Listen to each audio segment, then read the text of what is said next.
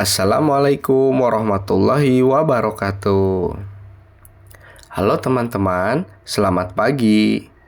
Kami dari kelompok 2. Pada kesempatan kali ini, kami akan menyampaikan tanggapan kami terhadap beberapa kasus dalam tugas demonstrasi konstekstual pada mata kuliah pemahaman tentang peserta didik dan pembelajarannya. Selanjutnya, saya akan memperkenalkan anggota dari kelompok 2. Pertama, ada Dini Nur Hasanah. Dini akan memaparkan slide 11 sampai dengan 14. Selanjutnya, ada ST Nur Wahidah yang akrab dipanggil Ida. Ida akan memaparkan slide 7 sampai dengan 10.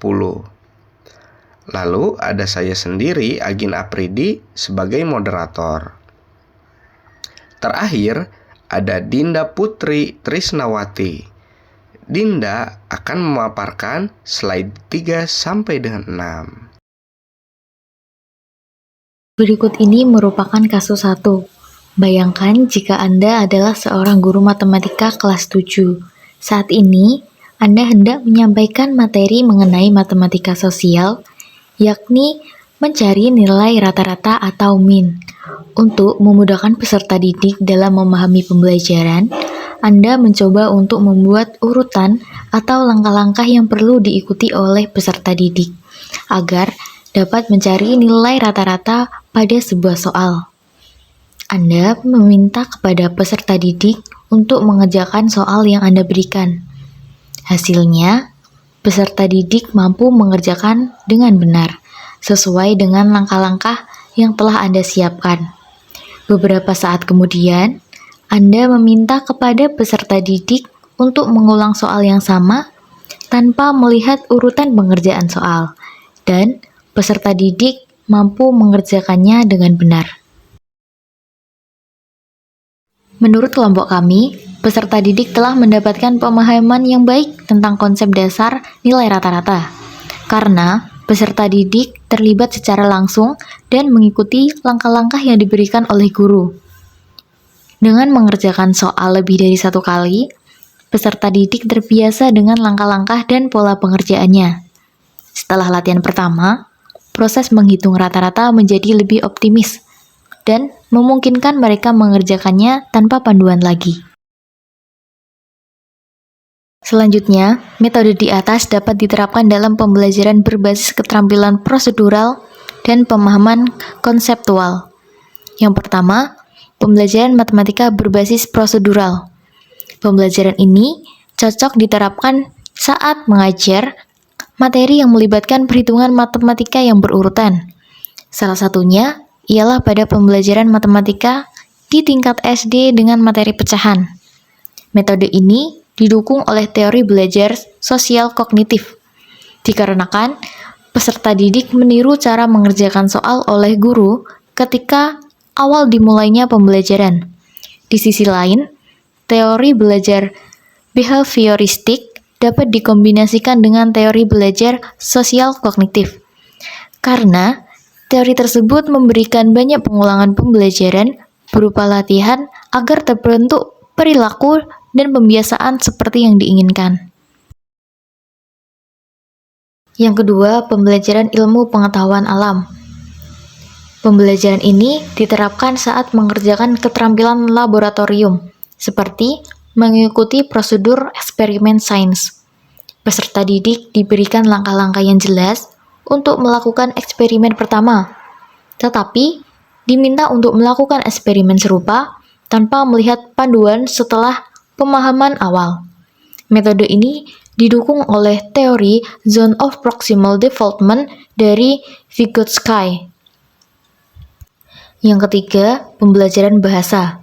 Pembelajaran ini efektif dalam pembelajaran seperti menulis esai atau memahami tata bahasa. Guru memberikan urutan langkah-langkah dalam menyusun paragraf yang baik.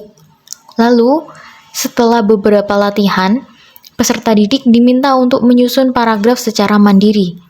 Metode ini didukung oleh teori behaviorisme atau khususnya pada teori pembelajaran Skinner. Yang keempat, pembelajaran berbasis proyek. Dalam pembelajaran berbasis proyek, peserta didik dapat menggunakan metode ini untuk mengikuti prosedur dalam menyelesaikan suatu proyek. Pada awalnya, mereka mengikuti tahapan yang ditentukan, tetapi setelah beberapa kali, mereka diminta untuk mengadaptasi dan memodifikasi langkah-langkah tersebut sesuai dengan situasi atau kebutuhan proyek. Misalnya, dalam membuat model fisika sederhana atau mengembangkan presentasi proyek, guru memberi panduan langkah-langkah pertama. Setelah peserta didik terbiasa, mereka diminta untuk menyelesaikan proyek berikutnya tanpa bantuan eksplisit, sehingga menunjukkan penguasaan mereka terhadap konsep yang dipelajari. Metode ini didukung oleh teori konstruktivisme sosial. Pembelajaran aktif melalui pengalaman nyata membantu peserta didik memahami materi lebih mendalam dan mengembangkan keterampilan kolaborasi.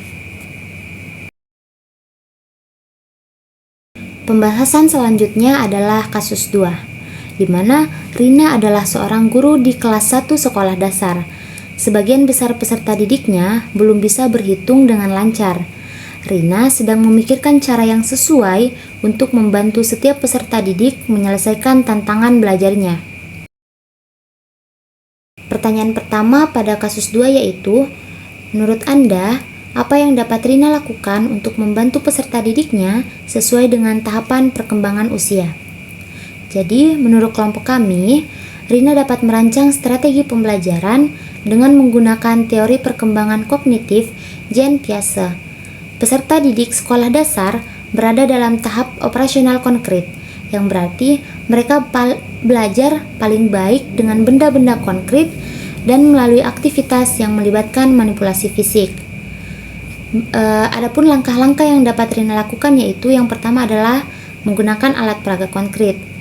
Rina dapat menggunakan alat bantu berhitung seperti kancing, batu kecil, atau balok satuan untuk membantu peserta didik menghitung benda-benda tersebut secara fisik.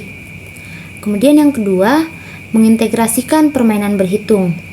Jadi, Rina bisa menciptakan permainan berhitung sederhana, seperti melempar dadu untuk menghitung jumlah barang yang diperoleh atau menggunakan kartu angka untuk mencocokkan jumlah benda yang ada di sekitar kelas. Kemudian yang ketiga adalah latihan berulang, di mana Rina bisa memberikan latihan berhitung sederhana yang berulang untuk memperkuat pemahaman. Aktivitas ini bisa dilakukan melalui kartu angka, perhitungan benda sehari-hari, atau lagu berhitung. Kemudian yang keempat, membuat aktivitas berhitung yang relevan dengan kehidupan sehari-hari. Jadi, Rina dapat mengaitkan berhitung dengan aktivitas sehari-hari, seperti menghitung benda di sekitar kelas, menghitung teman sekelas, atau menghitung langkah menuju kantin. Kegiatan konseptual ini akan membantu anak merasa lebih terlibat dan memahami manfaat berhitung. Kemudian selanjutnya adalah memberikan pujian atau penguatan positif. Jadi Rina dapat memberikan pujian setiap kali peserta didik mencoba atau berhasil menghitung dengan benar.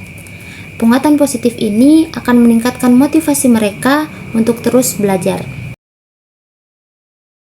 Selanjutnya adalah pertanyaan kedua pada kasus 2 yaitu, mengapa Anda menyarankan hal tersebut? Elaborasi jawaban Anda dengan menyertakan teori yang berkaitan. Jadi pada jawaban sebelumnya kami telah menyarankan 5 langkah kepada Rina untuk dapat membantu permasalahan peserta didik yang belum lancar berhitung. Yaitu yang pertama adalah menggunakan alat peraga konkret. Anak usia dini belajar dengan cara memanipulasi objek nyata, seperti balok, biji-bijian, atau benda sehari-hari. Hal ini sesuai dengan teori perkembangan kognitif anak, khususnya teori Jean Piaget. Anak-anak pada usia 7-11 tahun berada dalam tahap operasional konkret. Pada tahap ini, mereka cenderung lebih mudah memahami konsep-konsep matematika melalui pengalaman nyata dan manipulasi fisik daripada melalui konsep abstrak. Jadi, penggunaan alat peraga atau benda konkret dalam pembelajaran berhitung dapat menjawab tantangan perkembangan peserta didik kelas 1 dalam belajar berhitung. Kemudian yang kedua adalah mengintegrasikan permainan berhitung.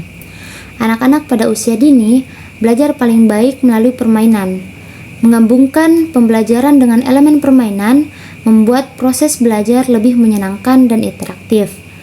Hal ini sesuai dengan teori Lev Vygotsky tentang Zone of Proximal Development, menyarankan bahwa dengan dukungan guru atau teman sebaya, maka peserta didik dapat mencapai level yang lebih tinggi dari pemahaman. Melalui permainan, mereka dapat memperoleh bantuan langsung dan belajar dari rekan mereka. Kemudian selanjutnya adalah latihan berulang. Pembelajaran berhitung memerlukan pengulangan dan konsisten agar konsep-konsep dasar seperti pengenalan angka, penjumlahan, dan pengurangan tertanam dengan baik.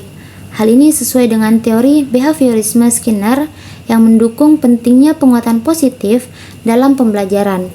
Pengulangan dengan memberikan pujian atau hadiah kecil setelah setiap kemajuan dapat membantu memperkuat kebiasaan berhitung.